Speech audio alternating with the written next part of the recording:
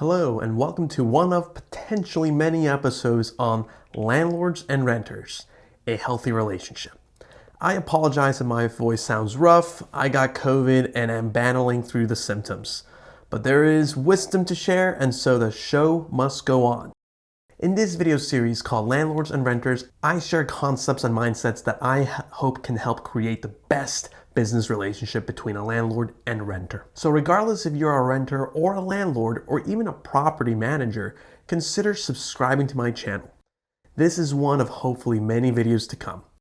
Also, if you are currently facing a problem or challenge in this renter-landlord relationship, please comment on this video below or reach out to me. I'll be happy to share my perspective in hopes to improve your relationship and hopefully share common themes and learnings across the community. In this series, I plan on covering 5 stages of this relationship that I named as the swiping phase, the first date phase, the we are a thing phase, the we are married phase, and lastly, the we're getting a divorce phase. Hopefully you never run into that 5th phase, but in the case that you do, I hope to share my learnings and experience to help you get through that phase as best as possible. For this episode, I'm going to start with the swiping phase. In this part of the relationship, both the landlord and renter are looking around in hopes to swipe right on their counterpart. So what could be some of the things that I'm going to recommend as a hypothetical matchmaker here? To start, a high quality description of the home and rental situation. Landlords, don't have this part. A short description such as rental available, DM me for more details, is pathetic and shady. Let me show y'all a description of one of my properties that I'm looking to rent. Notice the information I'm including as I walk through this. First, a description of the home, such as how many bedrooms, bathrooms, number of stories, or whether it has a garage. And to include when will the property become available to rent, or how much is the rent, even if this varies based on the lease duration or if it differs depending on the bedroom being rented. Include how much the rent is upfront, or whether utilities are included or not. Bonus points if you can provide an average of how much utilities are for the property. And again, this is an average. Yes, it will vary based on consumption, but good landlords are able to track month by month, year by year, average trends of price. A high-level description of who the current roommates/renters are, or at the very least how many there are. But be considerate here and do not ever divulge private information. Just keep it to the essentials, such as what their genders are and whether they are students, young working professionals, or older age groups depending on where they are in their lives. Also, it's worth including a general sense of where the place is located at. No, a zip code is not sufficient for this. But renters, an exact address is also not needed here. Instead, meet in the middle and provide a nearby landmark or a picture using Google Maps or Apple Maps to highlight the general location of where the house is or the property is. And lastly, include many pictures of the place, both interior as well as exterior. Having a quality description isn't sufficient though.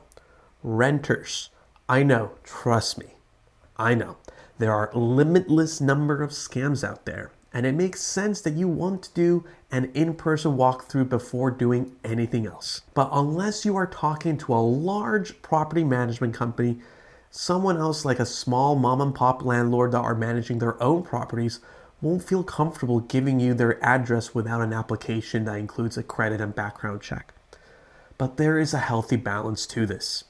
And that is for landlords to provide a recorded video walkthrough of the entire interior of the property.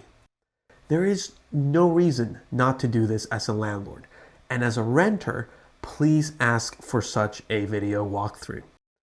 With today's ability to share large videos using Google Photos or Google Drive or some other cloud solution, this is a no-brainer. My final recommendation at this swiping phase is to use a trustworthy third party to process applications and conduct secure credit and background checks. Renters, do not give your personal information or a single dollar to whoever you're talking with unless they provide you with a reputable system for you to submit a background and credit check. To add to this, No reputable landlord should ever ask you for money to hold or reserve a place without first signing a lease agreement or some form of a written contract. No matter if they appear to be flexible in taking Zelle, Venmo, Cash App, PayPal, check, crypto, this or that, don't do it.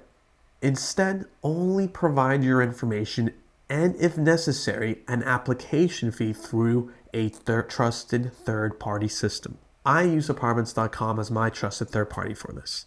So let me show you how easy it is to use this from both the landlord and renter's point of view, so that hopefully you can see what should be expected the next time you're looking to swipe right on a landlord or renter. Okay, so here is the overview. On the right hand side, I am acting as the landlord, and on the left, I'm acting as the renter. So as a landlord, the first thing I'm going to start is I'm going to go to my applications view and go into my properties section. Once I'm at my properties section, I'm going to go ahead and select the property and invite someone to apply. In this view, I confirm which property I'm using and also typically whether I'm renting the whole home or just one bed, and therefore which unit to choose from. And in this view, I can simply copy the link shown here and share it to the applicant or the individual interested in applying, or I can go ahead and send them a direct link using their email. I'm going to go ahead and show you how this looks like if I was to send an email to myself as a renter. So I've gone ahead and invited myself, and now we're going to fast forward to the point where we get an email, but notice how there is a deadline here. After 10 days, this email will no longer be valid and the actual application link will expire. Okay, so we got our email, and you can see here on the right hand side, I can now see my application is pending. On the left hand side as a renter, I'll go ahead and open up the website from that email. And you can see it tells me a little bit of information about the application. It takes minutes, costs $29 to include a credit and background check. And if I don't have an Apartments.com, it asks me for information to be able to create an account. But in this simulation, I have my own account already as a renter. And so I'm going to go ahead and log in using my credentials. Once I'm logged in, the next step is to go ahead and start my application. And what's cool about Apartments.com is once you start an application, you can use it without having to pay for another credit or background check for 30 days. So you can apply to as many places as you that use Apartments.com.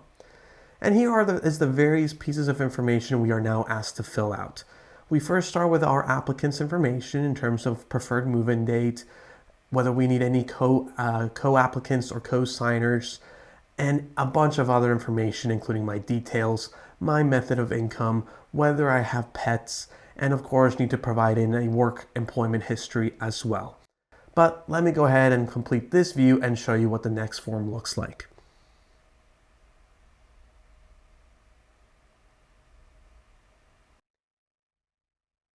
So now, as I mentioned, comes the residence history. It's good to provide at least 2 years worth of your history, whether you were renting before, owning before, living with a family member before, or whether you were a student at a university. All of that is worthwhile to capture in this particular section of the form. Scrolling down, we have the income section. It's important here to be very transparent. Part of finding a good relationship is finding a property that you will be able to afford comfortably.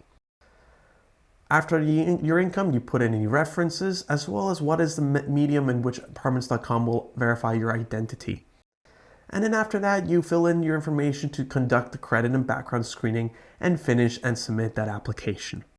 Once submitted, the landlord will get a copy of that submission and be able to review the credit and background checks results and be able to reach out to you with any follow-up questions, concerns, red flags, so that between the two of you, you can determine if this is a potential good match. Okay, let's recap my matchmaking tips during the swiping phase of the relationship. First, expect high quality descriptions of the property. Second, expect many pictures of both the interior and exterior, along with a video of an interior walkthrough of the property. And third, expect using a reputable third-party system to submit applications to conduct credit and background checks. All right, folks, if you enjoyed this video, please like, comment, and or subscribe to my channel for more content, or to share with me what challenges you are facing in your landlord or renter relationship. Thanks for tuning in. Until next time.